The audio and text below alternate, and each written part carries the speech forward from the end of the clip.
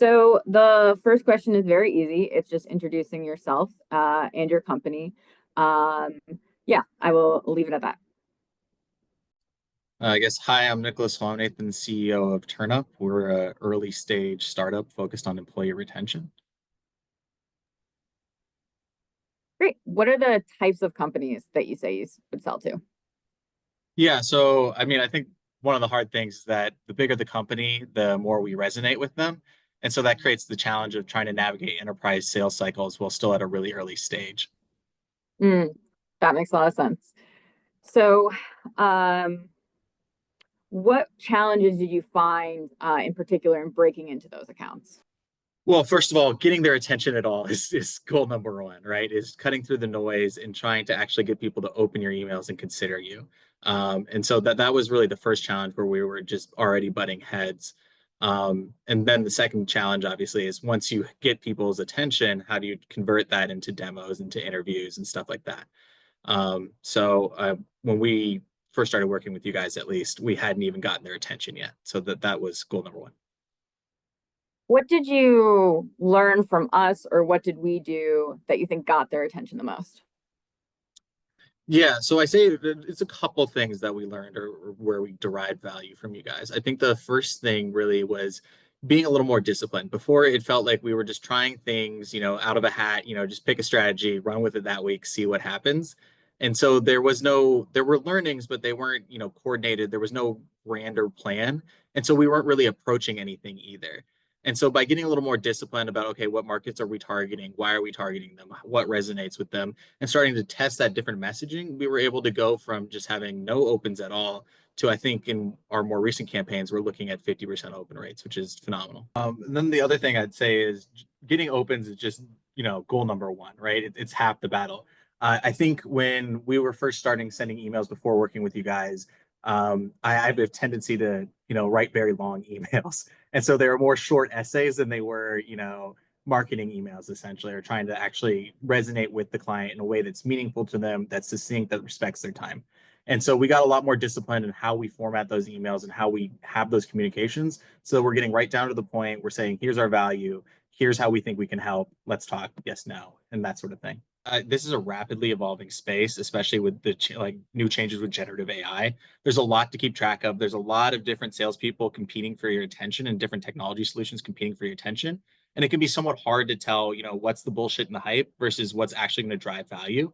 And so you guys really came with a game plan, and B, a technology stack that made sense, that worked together, that complemented each other and met our goals and needs. Versus, I think a lot of times when you're seeing like things on LinkedIn and stuff like that, there's five different people saying, look, we can just send out AI automated emails. They're super personalized. It's going to be amazing. I see like 5 to 10 of those different vendors every day, and all of them don't meet our needs, and all of them are kind of POSs. And so it was very helpful navigating what is a very crowded space right now. Cool.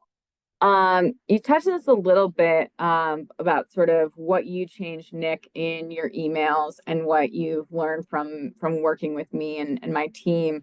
Talk to me a little bit more about what it's felt like since working with us, like in a sales call, what it feels like running your company, like a little bit more of like the personal transformation. Yeah. So I think when we started, I'd done a lot of customer discovery, talked to a lot of enterprise clients, but I hadn't necessarily had an enterprise sale under my belt. And so there was a lot of lack of confidence. Is this the next step? Is this what I'm supposed to be doing? And so just having that backstop of, yes, you're not crazy. Yes, this is the right next thing you should be doing, but also, hey, this is the best practice you should be implementing. You want to be following up with this information. Here's where you really are in your phases. Because I think one thing we struggled a lot with was understanding really where we were in the sales cycle. And we learned to ask the right questions as well to the clients that we're talking to, so that we can understand firmly where are we in the sales cycle, so we understand our next steps. And so just improving our communications, not only with our clients, but our understanding of where we are, has really helped a lot. I think the key one is be clear with your ask, right?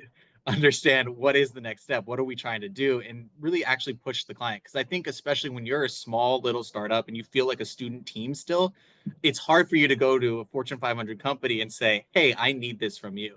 But the reality is, it's in your best interest and it's in their best interest for you to clearly communicate that. And so, giving us that confidence as well as that push to say, okay, here's what we need from you, has one unlocked so much more collaboration and just positive results for all of us. But two, it's just move things forward and move things forward quicker.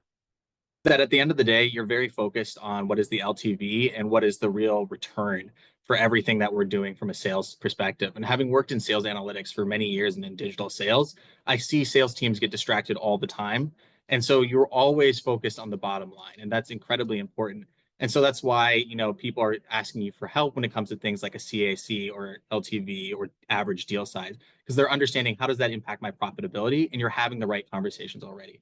So, I mean, I think it's something you're well equipped to handle. Let me think about what I said. So, Sure. I mean, I think one thing I mentioned earlier, right, was that 50% open rate. But I mean, I think one of the things we really value about you is your focus on just what is the actual delivered value in those closed deals. And so our number one KPI was just, can we get another enterprise client to sit down and meet with us in a meaningful manner?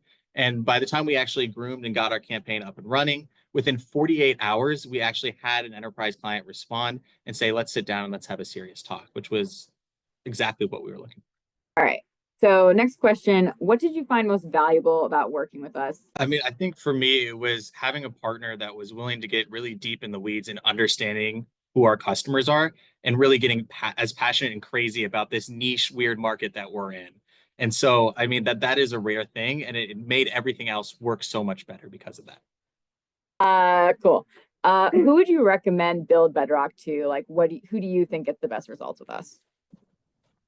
I mean, so I would say in general, it's teams like us because we got exactly what we needed and wanted out of this. And so that's a team that has done their customer discovery, has meaningful traction, but at the same time is not sales and marketing experts. It's a heavy technical team. I mean, I think all of us as co-founders are technical co-founders. And so that means that sales is not our area of expertise, and we can use that help and that support. And that's exactly what you came in and provided us. I mean, I think at the start where we were is we'd had a lot of customer discovery calls. We had some early engagement and traction, but we didn't have a repeatable process. And we had an idea of a market, but that doesn't mean we were reliably reaching them and reliably communicating with them. And so the whole goal of the purpose was how do we turn this into a repeatable process? Because that's one of the things you're trying to do as a startup, right? Is find a repeatable sales process and find a product that meets their need. Once you do those two things, you're in the clear. You've done it. And so that this was the other half, and this is what we were figuring out with you guys. So Oh, go ahead.